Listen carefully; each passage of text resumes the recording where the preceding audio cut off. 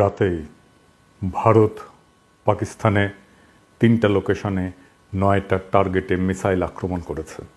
আমরা অনুমান করতে পারি এই আক্রমণ একটা ফুল স্কেল যুদ্ধে পর্যবসিত হতে পারে। পাকিস্তান আর্মি ২টা ভারতীয় জেট ভূপাতিত করেছে। ভারতের মিসাইল আক্রমণে পাকিস্তানের ৩জন নাগরিক নিহত হয়েছে, যার মধ্যে একজন শিশু। এই প্রসঙ্গে বহুল আলোচিত গাজওয়াতুল হিন্দ নিয়ে আমরা আজকে কথা বলবো।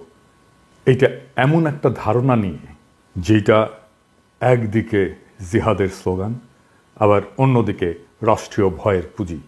গাজওয়াতুল হিন্দ শব্দটা শুনলেই কানে বেজে ওঠে ধর্মীয় যুদ্ধ, আগ্রাসন এবং এক গভীর ধর্মীয় আবেগের প্রতিধ্বনি। কিন্তু আসলে এটা কি? কোথা থেকে এলো এই কথা? আর কেন একবিংশ শতাব্দীতে এসে আবার মাথাচাড়া দিয়ে উঠেছে সেই পুরনো মিথ? আর কেনই বা বলছি এই গাজওয়াতুল হিন্দ সম্ভবত শুরু হয়েছে আর ভারত পরাজয়ের পথে অগ্রসর হচ্ছে? আসুন ইতিহাস, ধর্মতত্ত্ব এবং রাজনীতির সীমানা পেরিয়ে খুঁজে বের করার চেষ্টা করি এই ধারণার উৎস, ব্যবহার এবং পরিণতি সম্পর্কে।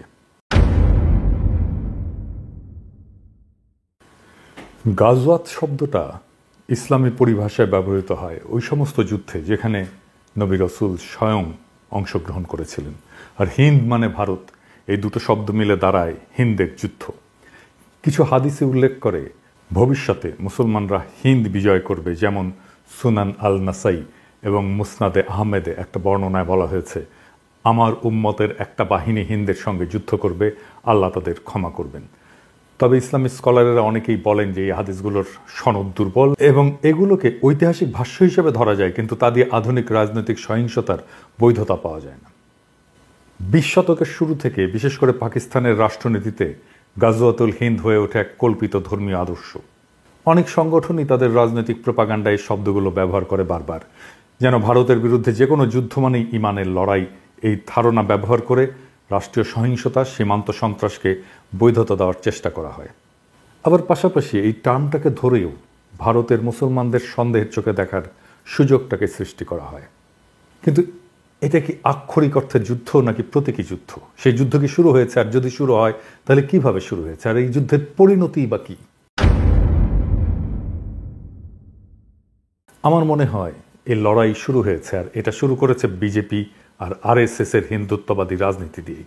এই যুদ্ধটা বাস্তবে অস্ত্রের নয়, বরং পরিচয় নির্মাণের যুদ্ধ, যা ভারতীয় উপমহাদেশকে ঠেলে দিয়েছে একত্ববাদের প্রবণতা এবং আত্মবিরোধী সংকটের দিকে। কিভাবে? ইসলামকে মোকাবেলা করতে গিয়ে হিন্দুত্ববাদ হিন্দু ধর্মের আত্মবিনাশ ডেকে আনছে।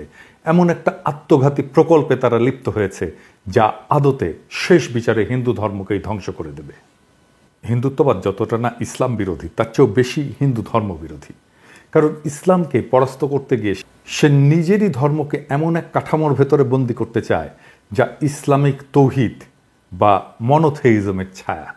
ইসলাম এবং হিন্দু ধর্মের মূল তফাৎ হচ্ছে বহুত্ববাদ বনাম একত্ববাদ। দুই ধর্মের দুই আত্মা। ইসলাম জন্ম থেকে একত্ববাদী এবং তার ইমানের কেন্দ্রে এক এবং অদ্বিতীয় আল্লাহর ধারণা। হিন্দু ধর্ম ঠিক তার উল্টো, সে দাঁড়িয়ে আছে বহুপদ, বহুদেব, বহু সাধনার উপরে। তন্ত্র, যোগ, শাক্ত, বৈষ্ণব, শৈব, অদ্বৈত, এক একটা ধারা, এক একটা জগৎ। ভগবদ্গীতায় কৃষ্ণ বলেছেন যে যে যেভাবে আমাকে চায় আমি সেভাবেই তার কাছে ধরা দিই। এই কথাটাই হিন্দু ধর্মের বহুত্ববাদী হৃদয়। কিন্তু হিন্দুত্ববাদ ইসলামকে পরাস্ত করতে গিয়ে ইসলামিক কাঠামো গ্রহণ করে ফেলে। হিন্দুত্ববাদের মূল সমস্যা হলো এটা ইসলাম বা খ্রিস্টান মতবাদকে প্রতিযোগী ভাবতে গিয়ে তাদের কাঠামোকে নিজের অস্ত্র বানাতে চায়। যেমন এক জাতি, এক ভাষা, এক পরিচয়, এক সংস্কৃতি। এ সমস্ত ধারণা ইসলামী উম্মা বা খ্রিস্টান নেশন স্টেটের ধারণার কাছাকাছি। হিন্দুদের মাঝে ঐক্য প্রতিষ্ঠা করতে গিয়ে সে এক দেবতা, এক আচার, এক ভাষার সন্ধান করে। এই কারণেই সে নিজের ধ্বংস ডেকে আনে। কারণ হিন্দু ধর্ম কখনো ঐক্য দিয়ে টিকে ছিল না, টিকে ছিল সহাবস্থানে। একত্ববাদের দিকে ঝুঁকে পড়া মানেই তৌহিদের বিজয়। যখন হিন্দুত্ববাদ ইসলামকে ফাইট করতে যায় তখন সে আসলে তৌহিদেরই জয় নিশ্চিত করে। সে মূর্তি পূজাকে তখন লজ্জা হিসেবে দেখতে শুরু করে, পৌরাণিকতাকে অস্বীকার করে, আত্মতত্ত্ব, রূপক, রসতত্ত্বকে সরিয়ে দেয়। বেদান্তের তম অসি এর বিপরীত তৈরি করে শুদ্ধ হিন্দু পরিচয়ের কাঠিন্য। এইভাবেই হিন্দুত্ববাদ বহুত্ববাদী আধ্যাত্মিকতাকে হত্যা করে, অর্থাৎ হিন্দু ধর্মকেই সে হত্যা করে। এভাবেই মোদি আত্মহননের পথে হিন্দুত্ববাদ দিয়ে হিন্দু ধর্মকে নিয়ে যাচ্ছে। এইভাবেই একদিন হিন্দুত্ববাদ যখন নিজের দেহে একক দেবতার ধর্ম নির্মাণ করবে, তখন সে নিজেই আর হিন্দু থাকবে না, সে হয়ে উঠবে একটা হিন্দু নামধারী ইসলামী রাষ্ট্রীয় কাঠামোর ছায়া, যার মধ্যে থাকবে না সাধনার পথ, থাকবে না দেবদেবী উপাসনা, থাকবে না অবতার তত্ত্ব, থাকবে না উল্টো যুক্তি। সে সময় ইসলাম যদি আসে তাহলে সে বলবে, তুমি তো একত্ববাদকেই বিশ্বাস করো, কিন্তু আমাদের একত্ব অনেক আগে থেকেই পরিণত, তুমি শুধু তার ছায়া, তুমি তাকে অনুসরণ করেছো। এই ছায়া যখন আত্মার আর আশ্রয় দিতে পারে না, তখন মানুষ মূল উৎসের দিকে ফিরে যায়। তখন তৌহিদ শুধু জয়ী হয় না, হিন্দুত্ব নিজেই তাকে তার মঞ্চ প্রস্তুত করে দেয়।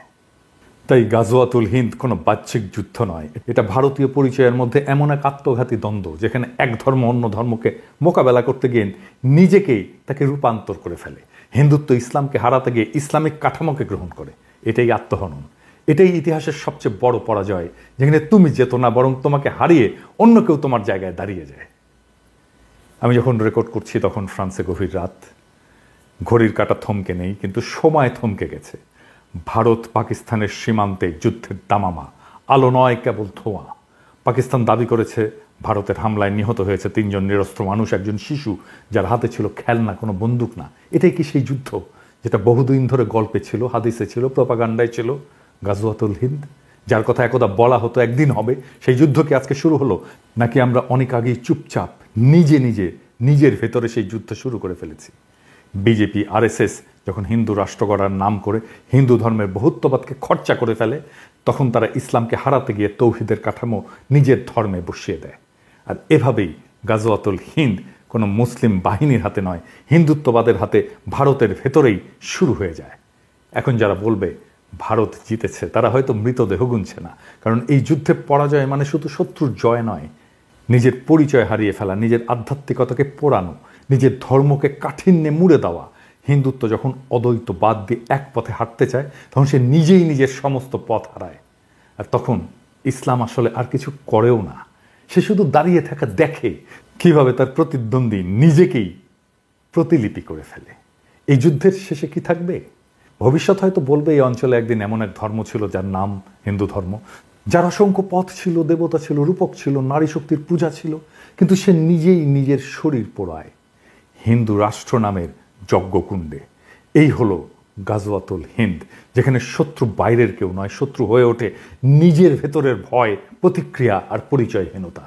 এই হলো সেই সাংস্কৃতিক সুইসাইড, যার শেষে আর ধর্ম থাকে না, থাকে শুধু রাষ্ট্র।